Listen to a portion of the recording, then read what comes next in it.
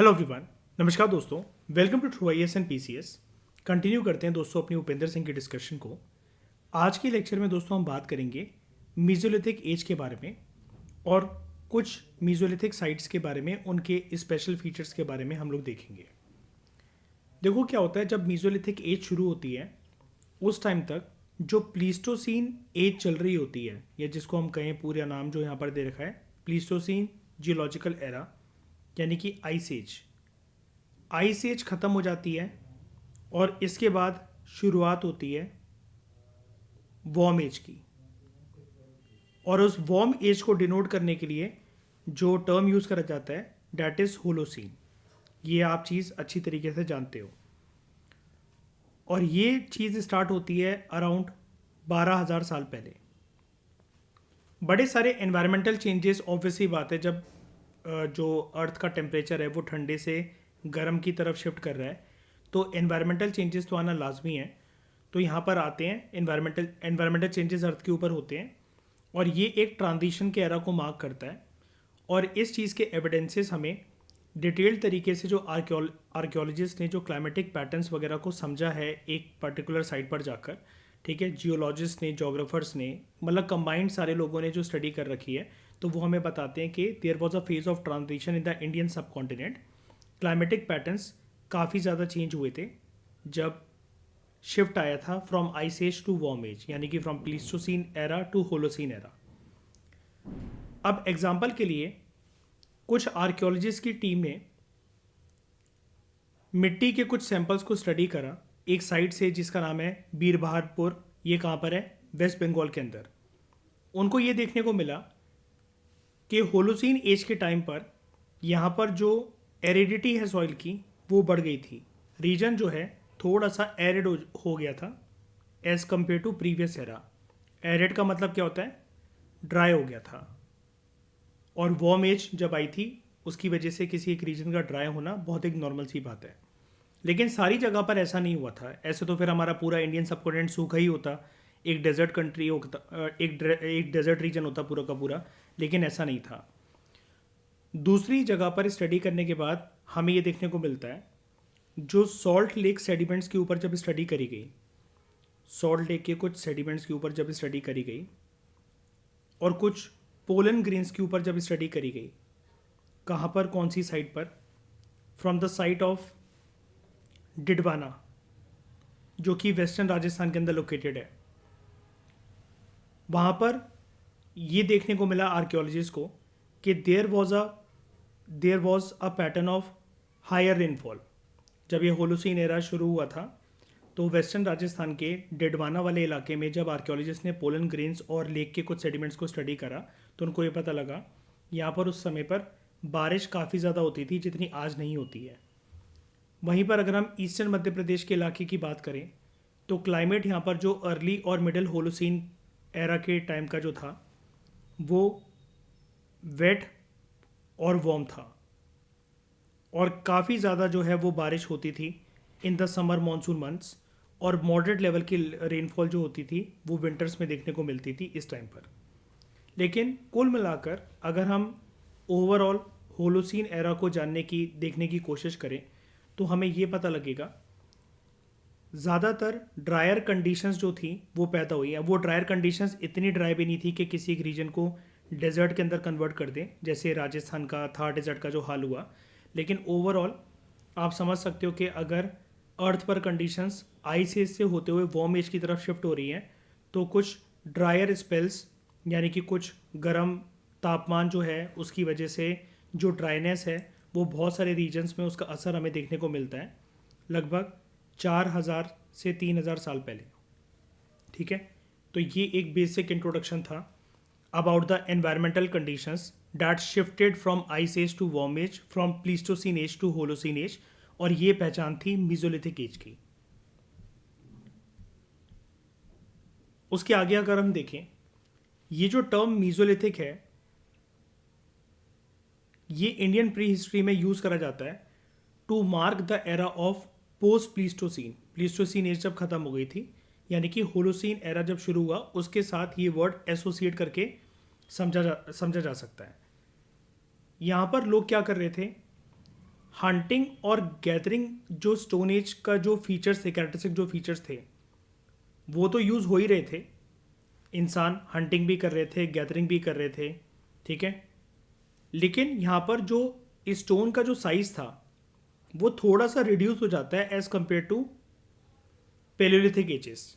चाहे आप lower, middle और अपर पेलियोलिथिक एज की बात करो, उनके कंपैरिजन में मीजोलिथिक एज में जो स्टोन टूल्स का जो साइज़ था वो थोड़ा सा हमें छोटा देखने को मिलता है, जिसको कभी कभार आर्कियोलॉजिस्ट जो होते हैं वो एक स्पेशल टर्म से मार्क करते हैं कि जो छोटे छोटे जो टूल्स थे उनको माइक्रोलिथ्स भी कहा जाता है, जो कि बहुत मिनिएचर साइज़ के टूल्स हुआ करते थे जो इंसान वेरियस एक्टिविटीज़ के लिए यूज़ करते थे। अब कुछ साइट्स के बारे में अगर हम बात करें तो पटने जो कि साइट है एक महाराष्ट्र के अंदर, यहाँ पर हमें एक लंबे समय के लिए एक स्ट्रैटिग्राफिक सीक्वेंस देखने को मिलता है, जो कि हमें ये बताता है, आर्कियोलॉजिस्ट को ये इंडिकेट करता है कि इंसान यहाँ पर काफ़ी टाइम तक रहे थे और जो वो स्टोन टूल्स बनाते थे उनका जो साइज़ था वो थोड़ा सा छोटा था as compare to Palaeolithic age, ठीक है। क्योंकि पटने साइड के अंदर जो एविडेंसेस है वो हमें पेलियोलिथिक एज के अंदर भी देखने को मिलते हैं, लेकिन जो टूल्स यहाँ पर देखे गए जो कि रिलेटेड थे मीजोलिथिक एज से, वहाँ पर क्लियर और शार्प तरीके से डिफरेंसेस देखे जा सकते हैं इस स्टोन टूल्स के साइज़ में। अब एक स्पेशल टर्म आपके सामने आ रही है जिसको बोला जाता है एपी पेलियोलिथिक, ठीक है। हम बात कर रहे हैं वैसे मीजोलिथिक एज की, लेकिन एक टर्म है जिसका नाम है एपी पेलियोलिथिक।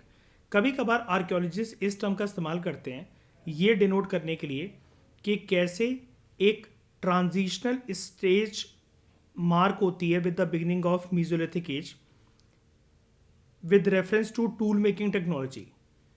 क्योंकि यहाँ पर जो मीजोलिथिक एज के अंदर जो टूल्स थे उनका साइज छोटा था as compare to upper Palaeolithic age, लेकिन प्रॉपर तरीके से जो ज़्यादातर मीजोलिथिक एज के अंदर जो आपको टूल्स देखने को मिलते हैं, और अगर आप मीजोलिथिक एज के टूल्स को एक टर्म से अगर डिफ्रेंशिएट करने की कोशिश करो, माइक्रोलिथ टूल।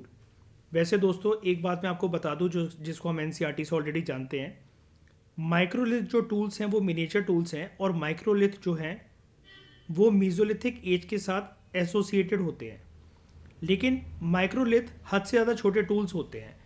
ज़्यादातर जो टूल्स मीजोलिथिक एज में हमें मिले हैं उनका साइज़ पेरियोलिथिक एज के कंपैरिजन में थोड़ा सा कम है, लेकिन सारे के सारे टूल्स को आप माइक्रोलिथ नहीं कह सकते हो। तो माइक्रोलिथ टूल से अलग करके अगर आप मीजोलिथिक टूल्स को समझना चाहते हो जिनका size as compare to palaeolithic age थोड़ा सा छोटा है लेकिन फिर भी माइक्रोलिथ के कंपैरिजन में उनका साइज़ बड़ा है, ऐसे टूल्स के लिए एक वर्ड यूज़ करा जाता है जिसको हम कहते हैं एपी पेलियोलिथिक, ठीक है। तो हमें यहाँ पर कुछ चेंजेस देखने को मिलते हैं कि इंसान जिस तरीके से टूल बनाते थे, उनकी जो टूल किट हुआ करती थी, ऑब्वियसली बात है उनका साइज़ जो है टूल्स का ओवरऑल कम हो गया। राइटर ये वाली बात को घुमा फिरा के काफ़ी बार यहाँ पर कह रहे हैं, ठीक है। And this is related to changes in environmental factors, ठीक है।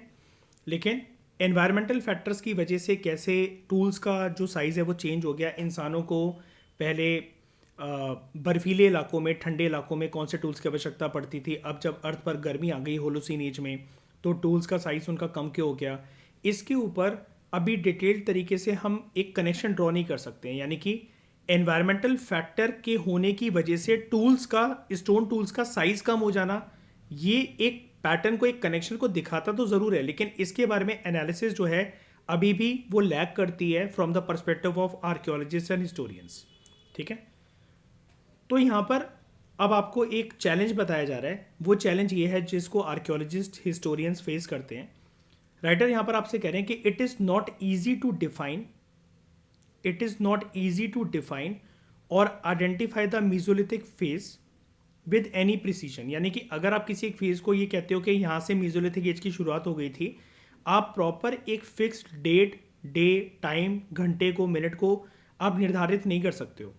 वो सिर्फ आपको जो स्टोन टूल्स अवेलेबल हैं, स्टोन टूल्स को प्रीवियस किसी एज के स्टोन टूल से आप कंपेयर करके बेसिकली यहाँ पर आप उनके साइज़ को देखते हुए कि अगर वो साइज़ बड़ा है तो आप बोल दोगे पेलियोलिथिक एज का टूल है, और उसके कंपैरिजन में जो बाकी टूल्स मिल रहे हैं अगर उसका साइज़ कम है तो आप बोल दोगे मीजोलिथिक एज का टूल है।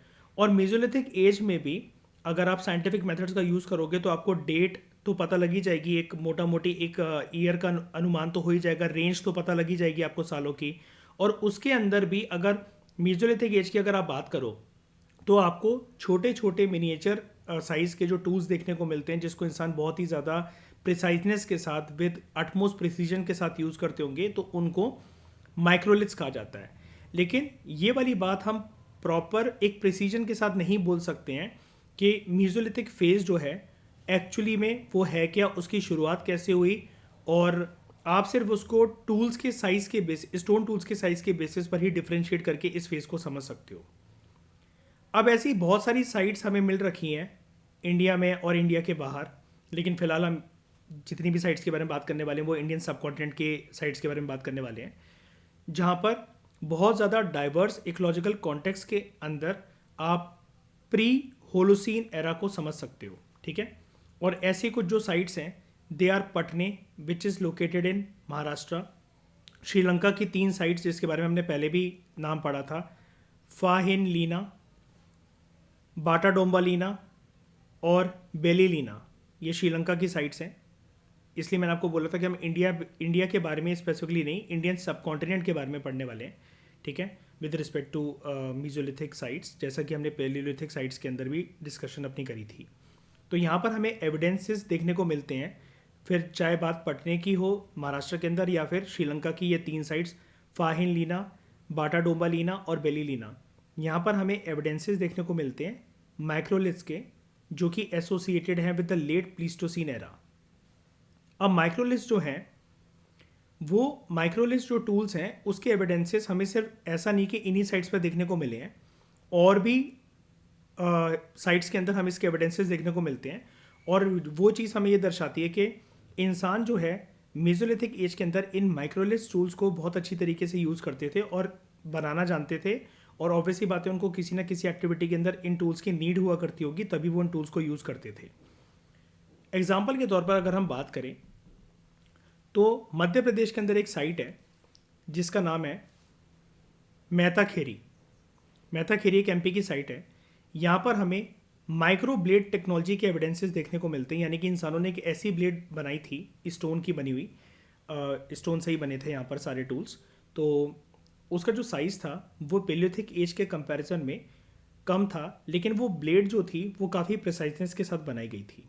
ठीक है, और इसका एविडेंस जो है देखा जाता है जब साइंटिफिक टेक्नोलॉजी को यूज़ करके कितनी पुरानी है, तो ये इंसानों ने बनाई थी लगभग 48,000 टू 3,000 ईयर्स अगो। ठीक है, तो मेसोलिथिक इकोनॉमी जो थी, लोग यहाँ पर अपना जीवन व्यापन करने के लिए क्या क्या करते थे, यहाँ पर डाइवर्स रेंज की सब्सिस्टेंस एक्टिविटीज़ इंसान करा करते थे, जैसे हंटिंग, गैदरिंग। लेकिन कुछ साइट्स के अंदर हमें एविडेंसेस देखने को मिलते हैं कि इंसान जानवरों का पशुपालन भी करा करते थे बहुत सारी मेसोलिथिक साइट्स पर। ठीक है, मेसोलिथिक साइट्स जो है, अगर आप सारी मेसोलिथिक साइट्स को स्टडी करोगे तो इंसान का कॉमन एक पैटर्न आपको देखने को नहीं मिलेगा with respect to sedentary life. Sedentary life का मतलब ये होता है फ्री टाइम में इंसान क्या करते थे, जैसा कि हमने पेलियोथिक एज के अंदर बात करी थी कि फ्री टाइम में इंसान रॉक्स पर, केव्स पर पेंटिंग कर रहे हैं, कुछ टूल्स बना रहे हैं। ठीक है, या फिर हंटिंग गैदरिंग जब वो कर आए हैं तो वो एंजॉय करते होंगे, आपस में बात करते होंगे। तो हर एक मेसोलिथिक साइट पर जो लोगों की जो सेडेंट्री लाइफस्टाइल है उसके अंदर हमें कॉमन पैटर्न देखने को नहीं मिलता है। अलग अलग साइट पर अलग अलग प्रकार का पैटर्न हमें देखने को मिलता है। अब ये जो कुछ मेसोलिथिक साइट्स थी वो इंसानों के लिए एक परमानेंट सेटलमेंट की साइट बनी, जहाँ पर इंसान काफ़ी अरसे तक, काफ़ी जनरेशन तक लगातार वहीं पर टिके रहे। और कुछ थी सेमी परमानेंट कि काफ़ी सालों तक तो वहाँ पर रुके, लेकिन उसके बाद वहाँ से माइग्रेट कर गए। ठीक है, तो ये सारी जो सेटलमेंट्स हैं मेसोलिथिक एज की, जो अलग अलग साइट्स हैं, यहाँ पर इंसान इन साइट्स को इनहेबिट करते थे, यहाँ पर रहते थे। और as compare to Palaeolithic age, Mesolithic sites में जो इंसान रहते थे वो थोड़ा सा लंबे समय के लिए रहते थे। मतलब जितना पेलियोलिथिक एज के अंदर एक पर्टिकुलर साइट पर इंसान अपना जो गुजारा करने के लिए वहाँ पर ठहर जाते थे, मेसोलिथिक एज में अब उनकी एक जगह पर ठहरने की जो टाइम रेंज है, जो टाइम फ्रेम है, जो नंबर ऑफ़ ईयर्स इंसान वहाँ पर जनरेशन बाय जनरेशन बिता रहे हैं, वो थोड़ा सा उसके अंदर हमें बढ़ोतरी देखने को मिलती है। अब ज़्यादातर मेसोलिथिक साइट्स पर ये एक बड़ी यूनिक चीज़ यहाँ पर लिखी हुई है कि पॉटरी के एविडेंसेस ज़्यादातर मेसोलिथिक साइट्स पर हमें देखने को नहीं मिलते हैं, लेकिन फिर भी ऐसा नहीं है कि बिल्कुल ही नहीं देखने को मिलते हैं। कुछ हैंडमेड पॉटरी के एविडेंसेस हमें देखने को मिलते हैं कुछ साइट्स पर, जैसे गुजरात की एक साइट है लंगनाच, यहाँ पर हमें हैंडमेड पॉटरी के एविडेंसेस देखने को मिलते हैं। और कुछ जो साइट्स हैं जैसे मोराना पहाड़, बगईखोर, चौपानी मांडो, लेखाहिया इन मिर्ज़ापुर जो कि यूपी के अंदर है, तो यहाँ पर हमें हैंडमेड पॉटरीज के एविडेंसेस देखने को मिलते हैं, लेकिन ज़्यादातर मेसोलिथिक साइट्स पर जो पॉटरी है इट इज़ एब्सेंट। फिर यहाँ पर आर्कियोलॉजिस्ट ने कुछ स्केलेटल रिमेन्स को भी स्टडी करा जो कि अलग अलग मेसोलिथिक साइट्स में हमें देखने को मिलते हैं, जो कि हमें इंफॉर्मेशन देती हैं ये स्केलेटन रिमेन्स के लोगों का जो पॉस्चर था वो कैसा हुआ करता था, लोगों का न्यूट्रिशन कैसा था, उनकी फिजिकल एक्टिविटी कैसी थी, हेल्थ कैसी थी, और उनको कौन कौन सी बीमारियां लगती थी। जो ब्यूरियल्स हैं, जिस तरीके से इंसानों ने इंसान हमें गड़े हुए मिले हैं बहुत सारी साइट्स पर मेसोलिथिक एज में, तो वो हमें एक रिफ्लेक्शन ये भी देखते हैं कि उनकी जो फ्यूनरल प्रैक्टिसेस थी, जो फ्यूनरल बिलीव्स थी, उसको इंसान किस तरीके से कैरी आउट करते थे। रॉक आर्ट के एविडेंसेस जो भी जहाँ पर भी हमें जितनी भी मेसोलिथिक साइट्स के अंदर देखने को मिले हैं, वो हमारी अंडरस्टैंडिंग को और ज़्यादा ब्राइट कर देते हैं। N11 का मतलब होता है कि अगर आप किसी चीज़ की अंडरस्टैंडिंग को और ज़्यादा इन्हेंस कर देते हो, ठीक है। तो रॉक आर्ट जो कि बड़ी सारी मेसोलिथिक साइट्स से हमें मिल रखी है, वो हमारी अंडरस्टैंडिंग को और ज़्यादा बढ़ा देती है, ठीक है, विद रिस्पेक्ट टू कि मेसोलिथिक कम्युनिटीज़ जो हैं, जैसा कि अभी ऊपर बात हो रही थी ना कि वो अपनी सेडेंट्री लाइफस्टाइल को कैसे बिताते थे, इसके क्या क्या एविडेंसेस हैं। तो वो अपने फ्री टाइम में बेसिकली इंसान जो हैं वो क्या क्या करते थे, ये चीज़ हमें इन सारी चीज़ों से, ब्यूरियल रिमेन से, रॉक आर्ट से, उनके हैंडमेड पॉटरी के एविडेंसेस से, उनकी ब्यूरियल प्रैक्टिसेस से, इन सब चीज़ों का अंदाज़ा हमें लग सकता है। तो इन्फॉर्मेशन जो ये पूरी की पूरी है, राइटर यहाँ पर सिंपली आपसे ये कह रहे कि अगर आप इन सारी चीज़ों को कंबाइन कर दो तो आपकी इन्फॉर्मेशन जो होती है with respect to Mesolithic age वो और ज़्यादा इन्हेंस हो जाती है, ठीक है। यहाँ तक कोई दिक्कत तो नहीं रिया, मयूर? कोई ऐसी चीज़ जो समझ में ना आई हो रिया? क्लियर है? ये वाली चीज़ तो हम एनसीईआरटी वगैरह के अंदर पढ़ चुके हैं, पुनर्दल दही वगैरह के अंदर भी, है ना। उसके बाद दोस्तों आगे बात करते हैं। ये बॉक्स एक मेसोलिथ माइक्रोलिथ्स का, इसको हम देख लेंगे। मेसोलिथिक एज के अंदर जो मिनिएचर टूल्स इंसान बनाते थे, यहाँ पर राइटर फिर आपसे ये कह रहे हैं कि one of the prominent feature जो कि इंडियन मेसोलिथिक फेज से जो एसोसिएटेड है वो ये है कि इंसानों ने नई नई सेटलमेंट्स को भी ढूंढ लिया था और वो नई नई जगह पर सेटल होकर रहने लगे थे। कहने का मतलब ये है, as compare to Palaeolithic age, Mesolithic age के अंदर इंसान जो है वो और नई जगह पर माइग्रेट करने के बाद वहाँ पर उन जगहों को अपनी सेटलमेंट के तौर पर यूज़ करने लगे थे इंसान। अब ऐसा क्यों था? क्योंकि आप समझ सकते हो कि आइस एज से जब वार्म एज की तरफ दुनिया जा रही थी, अर्थ का टेम्परेचर, क्लाइमेटिक कंडीशंस चेंज हो रही थी, तो उसकी वजह से बहुत सारी चीज़ें जो अभी तक, बहुत सारे इलाके, रीजन्स जो बर्फ़ से ढके हुए थे, अब वहाँ पर बर्फ़ हटने लगेगी और इंसानों को अगर वहाँ पर नए तरीके की फ्लोरा और फौना देखने को मिल रही है तो इंसान को लगता था कि वो उसको यूज़ कर सकते हैं।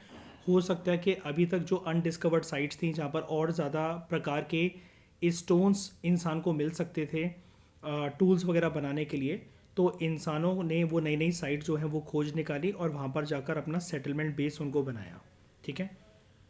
और ये चीज़ का रीज़न आपको बताया जा रहा है, ऐसा क्यों था? बिकॉज यहाँ पर पॉपुलेशन एक तो इंक्रीज़ हो रही थी और अब बर्फ़ पिघलने की वजह से बड़ी फेवरेबल इन्वायरमेंटल कंडीशंस जो थी वो बनती जा रही थी इंसानों के लिए।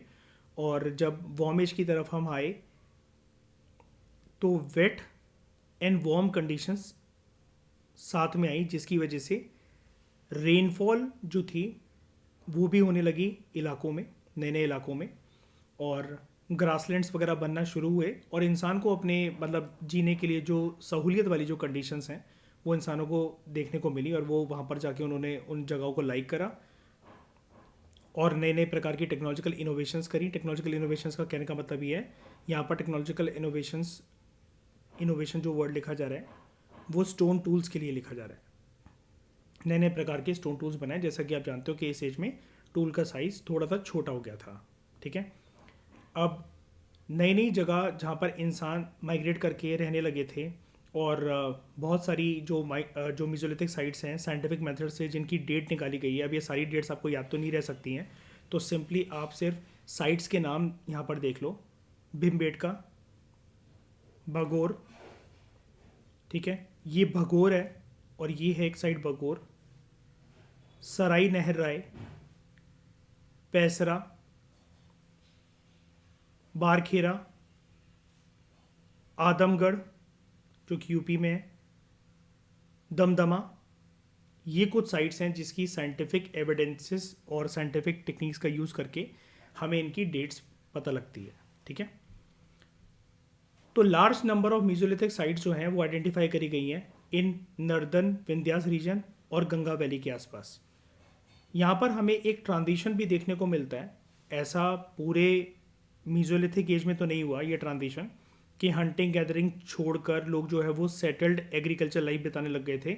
सेटल्ड एग्रीकल्चर लाइफ की जो पहचान है, जैसा कि दोस्तों आप जानते हो, वो न्यूलिथिक एज को कहा जाता है। लेकिन यहाँ पर फिर भी हमें एक ट्रांजिशन देखने को मिलता है इंसानों का from hunting gathering to the beginning of settled agriculture. और इसका एविडेंस हमें एक साइड से देखने को मिलता है, डैट इज़ चोपानी मांडो। और ये साइड कहाँ पर है? In the Belan valley.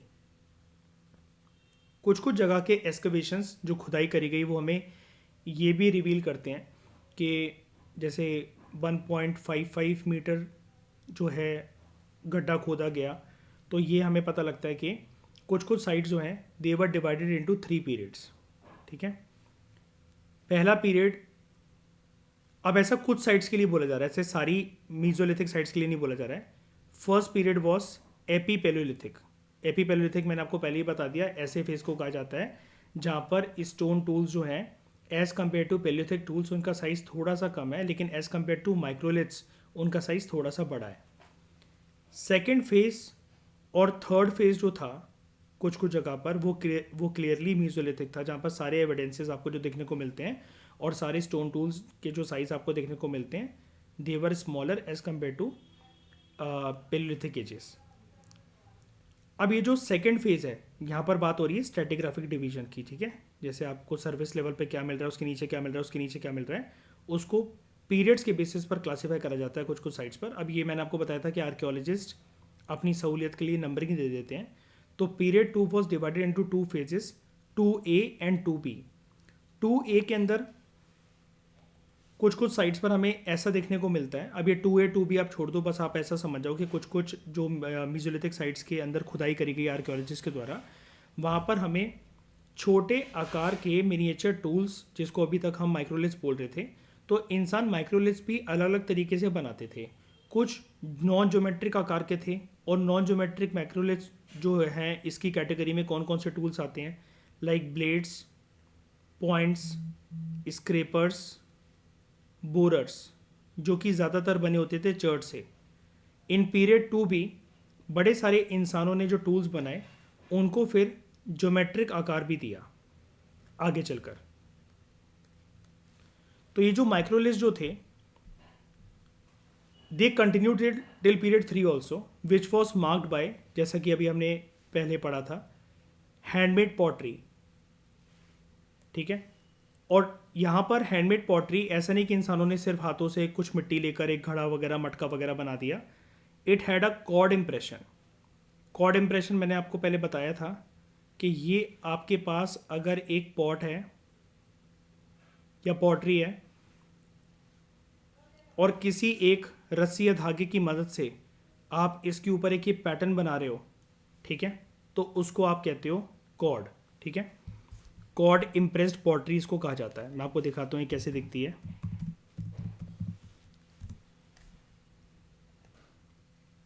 This is cord impressed pottery. आप किसी चीज़ से इसके ऊपर, जैसे आप ये नकाशी बना रहे हो, कुछ धागा या कुछ रस्सी या कोई भी ऐसे चीज़ लपेट के, जब ये मिट्टी गीली है तो आपने इसके ऊपर इस तरह की जो शेप्स हैं अगर आपने उसको बना रखा है तो आप उसको कहोगे this is a cord impressed pottery, like this. इस तरह की शेप, ये बिल्कुल फ्लैट नहीं है, बिल्कुल चिकना कोई घड़ा नहीं है, इसके ऊपर इस प्रकार के डिज़ाइंस हैं, इसके ऊपर इस प्रकार के कुछ पैटर्न्स हैं, ठीक है। उसके बाद इंसानों ने कुछ एनविल्स बनाए, कुछ हैमर स्टोन्स बनाए, कुछ कोन्स और मुलर्स बनाए। कोन्स और मुलर्स होते हैं जैसे चटनी पीसने के लिए या ग्रेन्स को ग्राइंड करने के लिए जो सिलबट्टे का यूज़ करा जाता है गांव में। मैं आपको दिखाता हूँ, कोन एंड मुलर। ये जो आप सिलबट्टे का और एक पत्थर का इस्तेमाल करते हो ना, इसको हम कोन एंड मुलर कहते हैं। जैसे सैडल कोन के एविडेंसेस हमें हड़प्पन सिविलाइजेशन से भी देखने को मिलते थे। तो इंसान इस प्रकार के रफ पत्थर को, जिसको एक पत्थर जो ऊपर रखा हुआ है और यहाँ पर एक प्रॉपर पत्थर का बेस है लेकिन ये पत्थर रफ है, इसका क्या करते थे इंसान, they were use for grinding and food processing. और कुछ हमें गोल आकार के रिंग स्टोन्स के भी एविडेंसेस देखने को मिलते हैं फ्रॉम मीजोलिथिक साइट्स। उसके अलावा हमें कुछ बोन्स के एविडेंसेस भी देखने को मिले हैं of wild cattle, sheeps and goats. कुछ पीसेस बर्न्ड क्ले के, ठीक है, बर्न्ड क्ले के with read impressions on it. वो ये चीज़ हमें दिखाता है कि जो मीजोलिथिक एज के जो लोग थे फ्रॉम द साइट्स लाइक चोपानी मांडो, वो रहते थे वॉटल एंड डॉब हर्ट्स के अंदर। अब ये वॉटल एंड डॉब हर्ट्स क्या होते हैं, एक प्रकार से मतलब उनके घरों को डिनोट करने के लिए वाला टर्म यूज़ करा जा रहा है। हर्ट्स के एक आकार को आपको बताया जा रहा है, दिस इज़ वॉटल एंड डॉब हर्ट्स।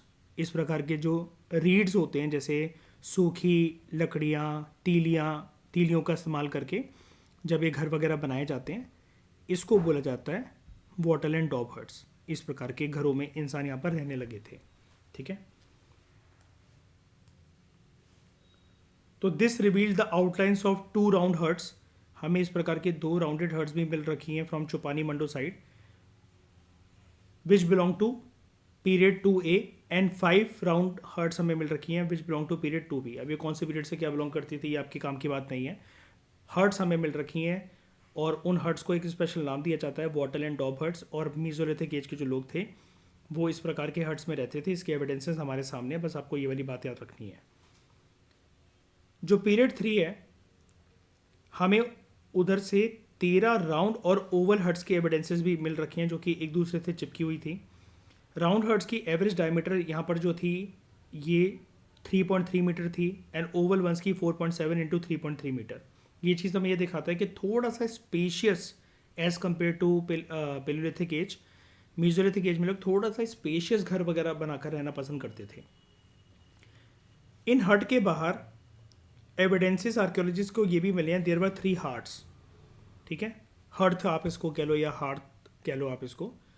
तो ये हार्थ कैसे होते हैं, जो हवन कुंड की तरह होते हैं, जो कि एक गड्ढा होता है जहाँ पर बॉन फायर की तरह इसको यूज़ करा जाता है, इसको हम हार्थ कहते हैं, ठीक है। जैसे आज के घरों में बेसिकली ऐसे ही बॉन फायर वगैरह जो होता है ना, उसको हम हार्थ कहते हैं। अगर आप इसका मीनिंग जाकर देखोगे, गूगल आपको मीनिंग देगा, this is a place where you have an open fire in the house और area in front of it, ठीक है। और हमें ये भी ट्रेसेस मिल रखे हैं कि they use to serve as a base for storage bins. मतलब यहाँ पर कोई आग वगैरह नहीं जलाई जाती थी।